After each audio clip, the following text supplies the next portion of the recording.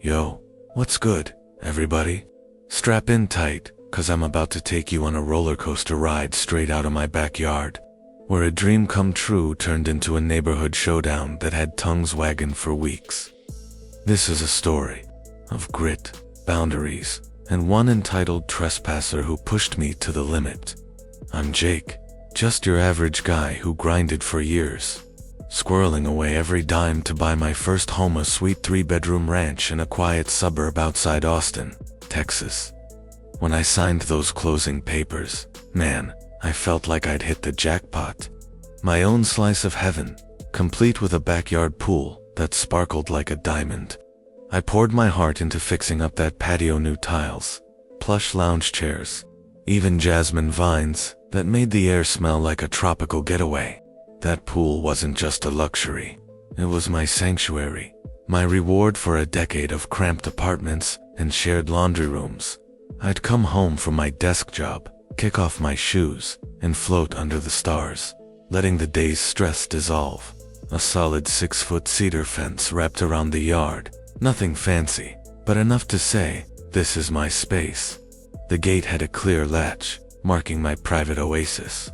The neighborhood, Willow Creek, was mostly chill kids, zipping around on bikes, folks walking their dogs. The usual suburban vibe, but I noticed little signs of trouble early on. Someone let their labradoodle drop a present on my lawn, and I found a Red Bull can tossed over my fence. Annoying, sure, but I shrugged it off, thinking, that's just life in the burbs, right? Oh, how clueless I was. It all went down one steamy July evening, about 3 months after I moved in. I'd had a brutal day at work, spreadsheets, deadlines, the whole 9 yards, and all I could think about was diving into my pool to forget the world. But as I pulled into my driveway, I heard it. Laughter splashing, kids shrieking. At first, I thought I was losing it. Maybe the neighbors were throwing a party. Nope, the sounds were coming from my backyard. My heart sank as I crept around to the gate, which was swinging wide open, unlatched. I rounded the corner and froze. There, sprawled on my favorite lounge chair like she was queen of the castle, was a woman I'd never seen before. Sunglasses perched on her nose. She was flipping through a magazine while her 2 kids, maybe 8 and 10, were cannonballing into my pool, surrounded by a mess of towels, Doritos, bags, and floaties that definitely didn't belong to me. I stood there, jaw on the floor, like I'd stumbled into some alternate universe where my house was a public water park. Clearing my throat, I stepped forward, keeping my voice calm but firm. Excuse me, ma'am. This is a private pool. You can't be here. She lowered her sunglasses, giving me a slow once-over, like I was the one crashing her party. Relax, we're just using the pool, she said, waving me off before going back to her magazine. I blinked, my politeness starting to crack. Yeah, I see that, but this is my property, not a community rec center. She sighed, all dramatic, like I was ruining her vibe. Oh, come on. The old owners always let the neighborhood kids swim. Here, it's basically tradition. That was a straight-up lie. I'd spent hours chatting with the previous owners during the sale, and they barely used the pool, cause they were always traveling. I squared my shoulders. I'm the owner now, and I don't let strangers use my pool. You need to leave. She sat up, clearly pissed. Do you know how hot it is? The kids were dying to swim. You can't just kick them out. I held my ground. Actually, I can. You're trespassing. She muttered something about selfish neighbors, packed up her stuff with maximum attitude, and herded her whining kids out, dripping wet. As they left, I caught her whispering to them, "Don't worry, we'll come back when he's not home." My jaw hit the ground. Was she for real? That night, I couldn't relax. My sanctuary felt violated. I hoped it was a one-time thing, but 2 days later, I came home early and found her back, this time with a friend and 4 kids total, blasting pop music from a speaker, a cooler full of LaCroix, the whole shebang. I'd had it.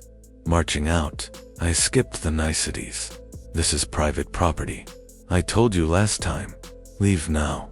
Let's call her Linda. She rolled her eyes at her friend, smirking. Here we go again. Look, dude, don't be so uptight. The kids aren't hurting anything. I snapped back. They're bothering me. This is my home, and you're not invited.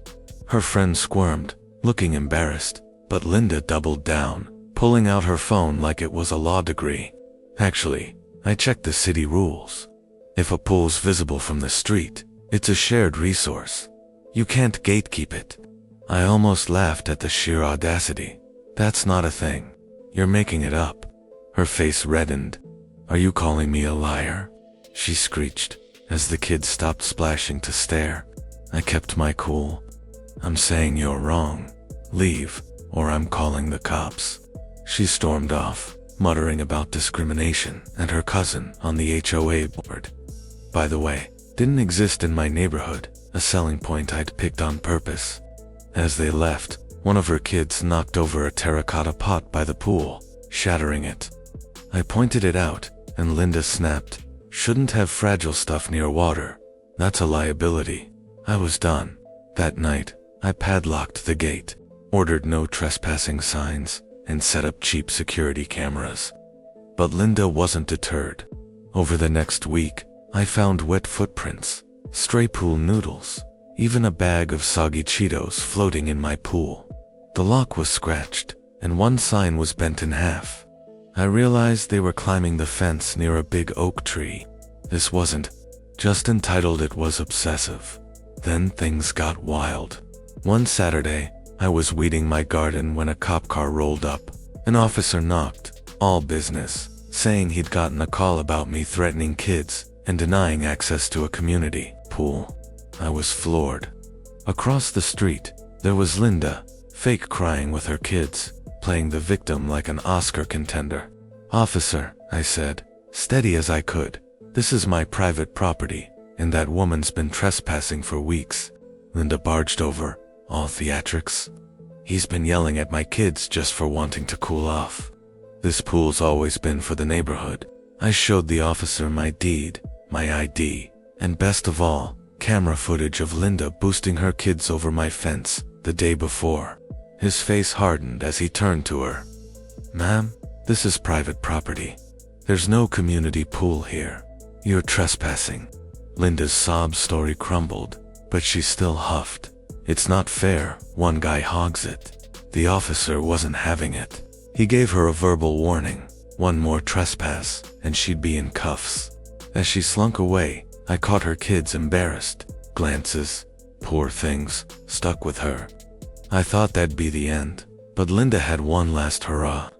The next day, my cameras pinged. There she was, trying to pick the gate, then directing her kids to the oak tree. But I'd been ready. I'd rigged motion-activated sprinklers around the fence. Nothing dangerous, just a cold, wet surprise.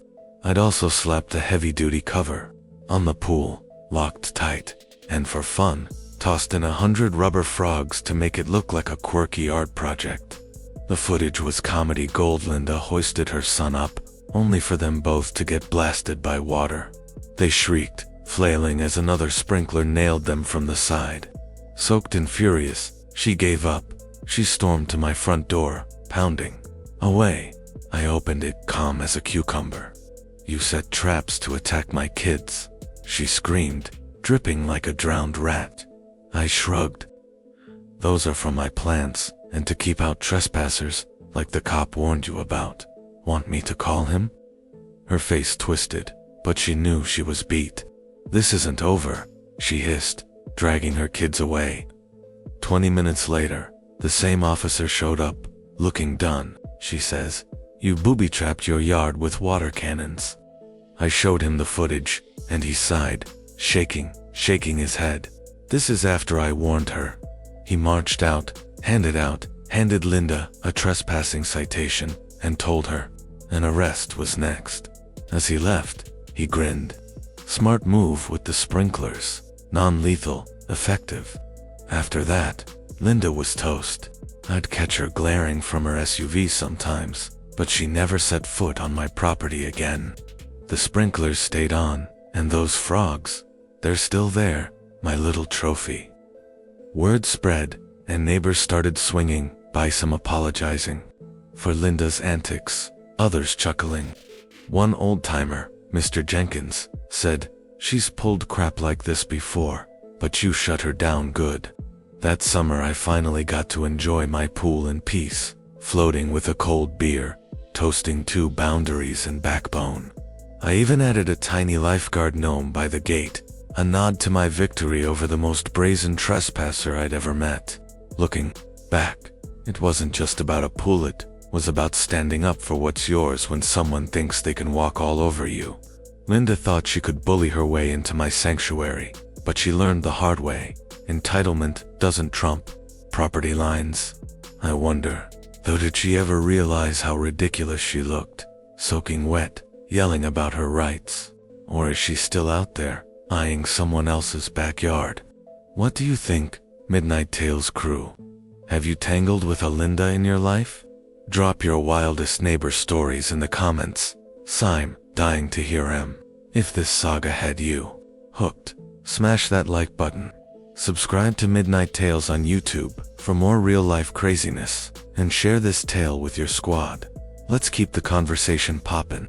Catch you next time for another epic adventure.